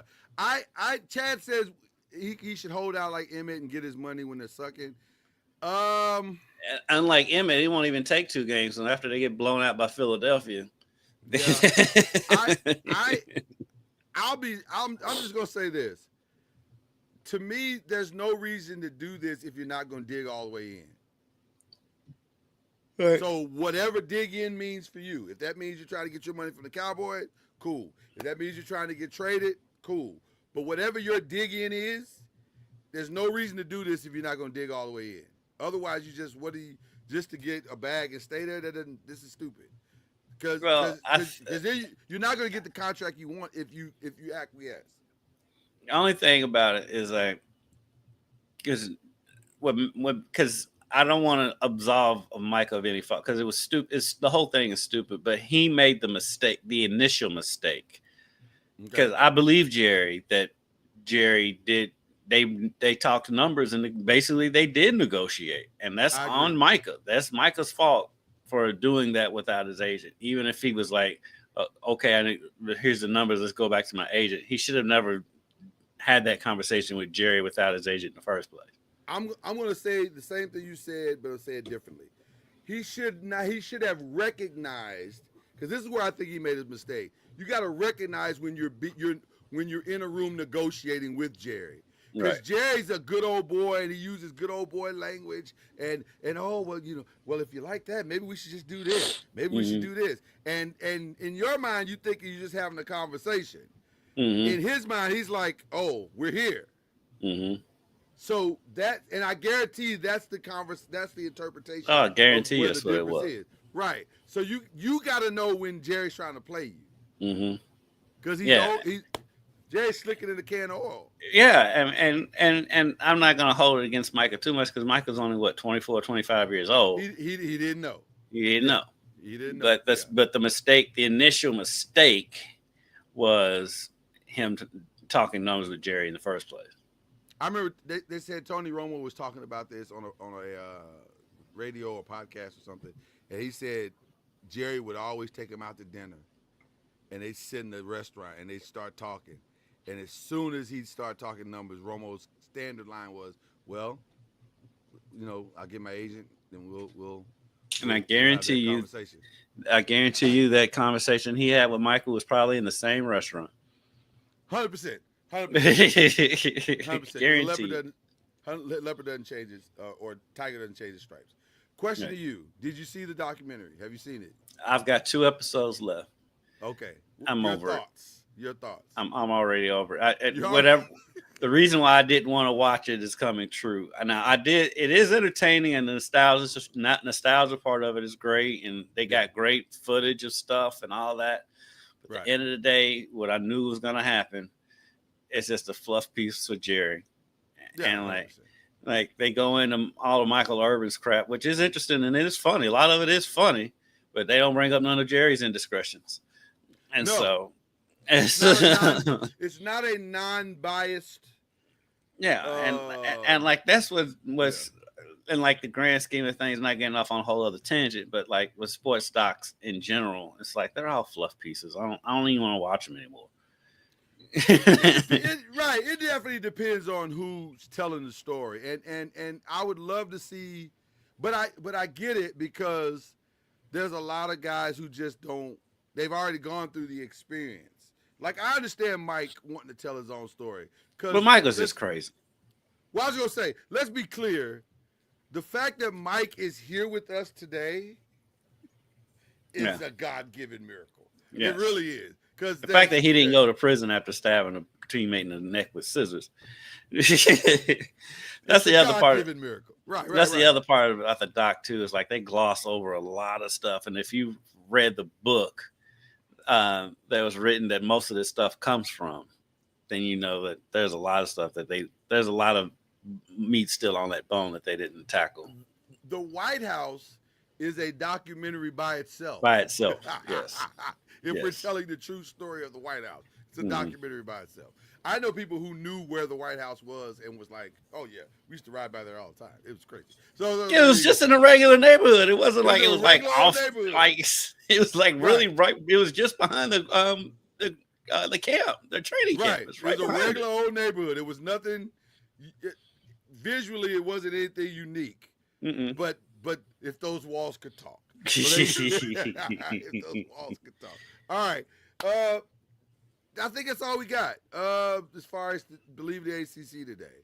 We're probably a couple of weeks away, probably, from Press and Pros coming back. Like there's the NBA, not a lot to talk about. I think they had the training camp in about a week or two. I think it is. Yeah, right. Yeah, sometime in September. Yeah. When they get back, we'll get back. Just chill out. We ain't in a hurry. How about the NBA returning to NBC? And because we're an NBC affiliate, that promo that's running right now where they're singing the we have a local version of it. It's all of them. Then I just randomly pop into the promo. Nice. It's just you gotta whistling. bring that here so we can see it. I want to see that. Yeah, We'll it's show fun. that here. Because they have me like making coffee and whistling it, and you all know I don't drink coffee, but you don't drink coffee. I don't know why. but hey. They should have had you making a protein shake. That's more on brand. Like, what are we talking about right now? What are we talking about right now? I don't even know what we're talking about. Speaking of that, what are your thoughts? We haven't had a chance to talk about this. What are your thoughts about ESPN basically owning everything now? And by the way, quiet as kept, Major League Baseball in talk with ESPN to expand. Oh, really? Because they were leaving. They left it. They were leaving ESPN. They were leaving at one point, but I think Major League Baseball is like, we better get on board because everybody's there now. Everybody's at ESPN now. The weird thing. It's one of those things where people don't really realize what's happening.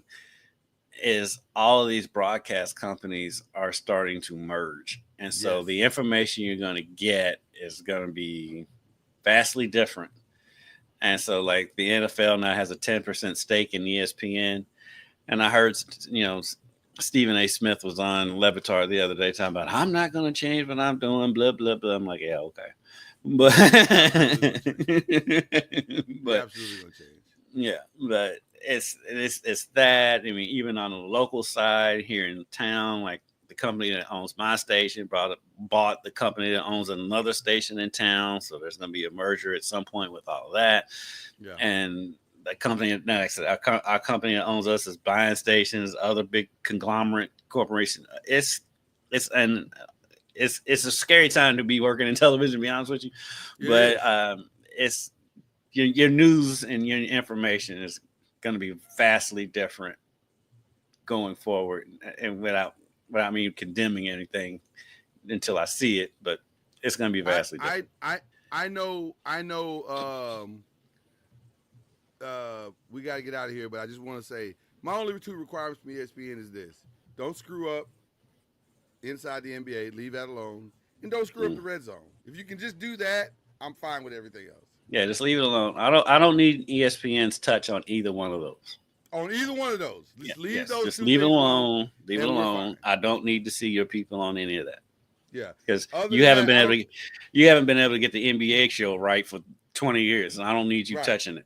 Right. I don't need you touching any of that. Other than that, I don't care. I really don't care what you do at that point. Right. Okay, we got to get out of here. You got any shout outs before we go?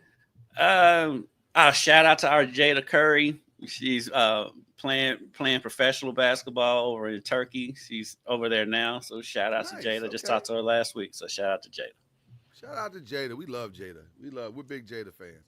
All right. And for me, I'm just shouting out everybody because we're back. And football is we are back. And sports are back. And so we got something to watch until June. So there you go. Yeah, shout out to Coach Junior for joining us when he can. When he can. He'll be here when he can. And in the meantime, we'll have special guests or we'll just rock out. We're going to have fun, though. It's going to be a great season. We love you guys. We appreciate you. This is Believe in the ACC We will see you next time. Next now, week. the whistle. Come true.